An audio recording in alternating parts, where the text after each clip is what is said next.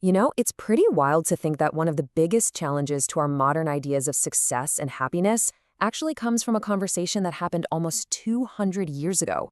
It's this incredible lesson that puts worldly power right up against spiritual bliss. Okay, let's dive into this. So to really get this, we have to go back in time. We're in a town called Vartal in Gujarat, India. The date is February 4th, 1826. And look, setting the scene like this is important because what was said on this day, well, it was meant to last. All right, so we've got our setting. Now we need the spark, the thing that kicks this whole thing off. And it all starts with what sounds like a perfectly reasonable, totally practical suggestion. It's the kind of thing you'd hear in a business meeting today, just, from a couple centuries ago. So imagine the scene, right? The spiritual leader, Shriji Maharaj, is just sitting under a neem tree. He's got his followers all around him, monks, devotees. It's a very serene, open-air gathering. And into the scene steps a visiting scholar who stands up because he's got some well-meaning advice to offer. And here it is, the big idea. The scholar basically says, hey, why don't we use our power? If we perform a miracle for a king or a minister, someone with real clout, wouldn't our movement just explode? It's a growth-hacking strategy, 1826 style, and honestly, it's logical, it's practical, it makes total sense if you're thinking in worldly terms. Now, when you hear a proposal that logical, you'd probably expect a discussion about, tactics, or maybe the timing. But the response that comes next isn't about strategy at all. It's a flat-out rejection of the entire idea, and it reveals this deep, fascinating clash between two totally different ways of seeing the world. The answer is just immediate. No hesitation. Just a simple, blunt statement. We do not get along well with influential people. Bam. It's so direct, it must have been absolutely stunning to hear. But why? Why would you turn away the very people who could make you successful? So what's behind this rejection? Well, it all comes down to what the text calls two different kinds of intoxication. See, on one side, you've got the influential people. They're intoxicated by power and wealth. But on the other side, you have the devout. And they're intoxicated by something completely different, renunciation and devotion. These are described as two opposing forces, like two different centers of gravity. And here's the kicker. A person who is high on worldly power simply cannot bow to someone who's high on devotion. And it goes the other way too. There's just no common ground. Trying to bring them together is like trying to mix oil and water. It's never going to work, because at their core, they are fundamentally different. So this strong rejection of worldly power naturally leads to the next big question, right? If getting more influence, more wealth, more followers isn't the goal, then what is? And this is where we get to the real heart of the teaching, a complete redefinition of what true happiness, what true bliss even is. This is really the question that's just hanging in the air.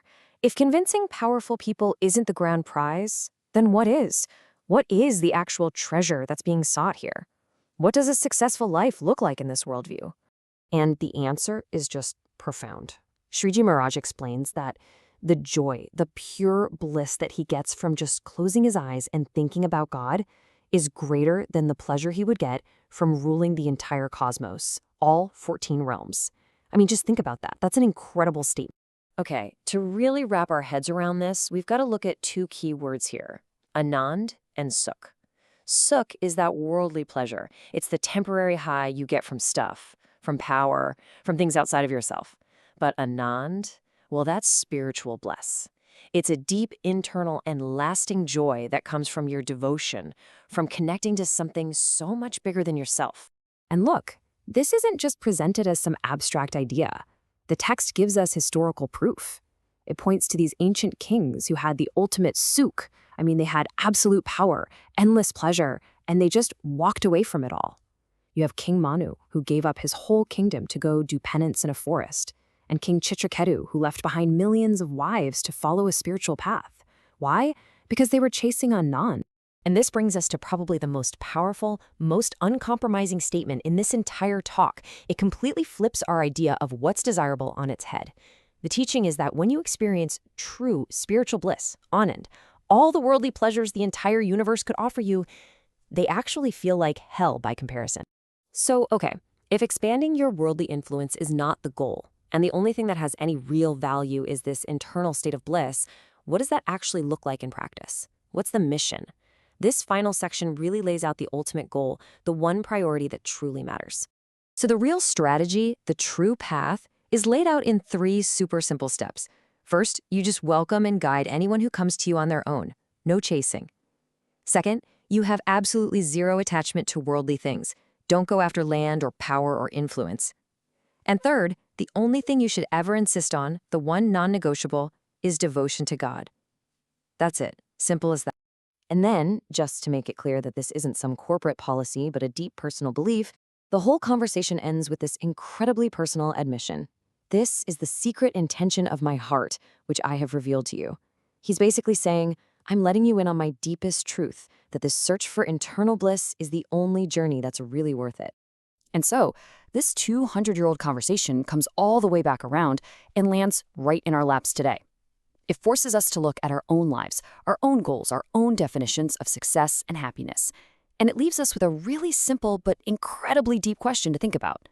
Are we chasing the temporary pleasure of Sukh or the lasting bliss of Anand? Which one are you searching for?